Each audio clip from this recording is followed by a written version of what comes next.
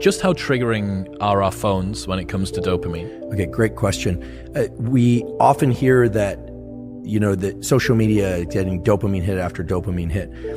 When we first get on social media for the first time or after a long period of time, the amount of dopamine that's released we think is quite substantial. It's novel. Remember, dopamine is about novelty, surprise, and the sense that we are on some exciting track. That's what dopamine is really about. It puts us into states of readiness, anticipation, looking, seeking, etc., almost always for things outside the confines of our skin. Just to contrast it maybe for a bit more of a future discussion, serotonin does the opposite. When there's a lot of serotonin in our brain and body, typically it makes us feel satisfied, sated, and more quiescent, comfortable with what we have in our own immediate sphere and within us, right? The comfort of a good meal, the food you have. Dopamine is about go, go, go. If you look at somebody who's high on cocaine or methamphetamine, it's all about pursuit, because that's a very dopaminergic drug. You look at somebody who's taken a drug, and I'm not suggesting people do this, but it really ramps up serotonin. Let's say a selective serotonin reuptake inhibitor, Prozac, Zoloft, etc.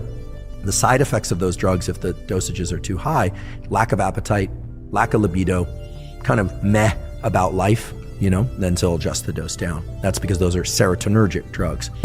So in general, when we are in pursuit of things, dopamine is quite high. So now you have to remind me your question, because I've set up the dopamine serotonin parallel. Smartphones. Cell phones, yes. Forgive me. So the thing about cell phones is when you first get on there and you have, let's say no Wi-Fi on the flight or something, and you land, it can actually be quite stimulating. You get a lot of dopamine. Oh, there's this. Oh, there's that. But very quickly, when you're scrolling on social media, you're no longer getting the novelty, but you're continuing to do it and you almost don't know why you're doing it. At that point, it shifts over to something that's a bit more like an obsessive compulsive behavior, where we can define an obsessive compulsive behavior where the obsession leads to a compulsion. So the obsession is a thought, the compulsion is a behavior, but the acting out of the compulsion merely serves to increase the obsession. Right? It's very different than being obsessed with food or obsessed with cleanliness. There's no payoff. Right, exactly. There's no anxiety relief by carrying out the compulsion. With OCD behaviors, like scrolling social media, the dopamine quickly wanes, and then you find that you're just and we've all been there, you're scrolling, you're like, why am I doing this? This isn't that interesting. This isn't that interesting.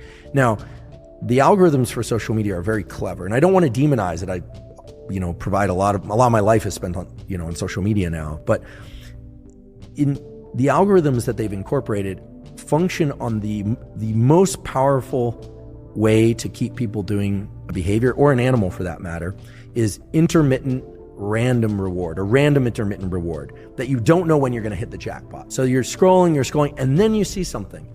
Typically, it's very high, what, in nerd speak, we'd say signal to noise. So if you're reading some interesting things, this came out in the news, and then it's all of a sudden a riot, or a person that is base jumping off a building, or, for people that are scrolling, looking at bodies or something like that, live bodies. Hopefully people aren't looking at dead bodies. But look, if something's very tragic, then that has this gravitational pull.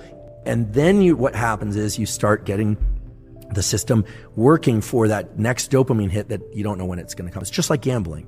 So I look at social media as initially being very dopaminergic, driving reward, surprise, and excitement, but very quickly transitioning to something more like OCD and the kinds of behaviors where it looks, if we were to look at ourselves through the lens of an experiment, like we would an animal experiment, we think that animal is sick. If you saw an animal digging in the corner, looking for a bone, the dog is looking,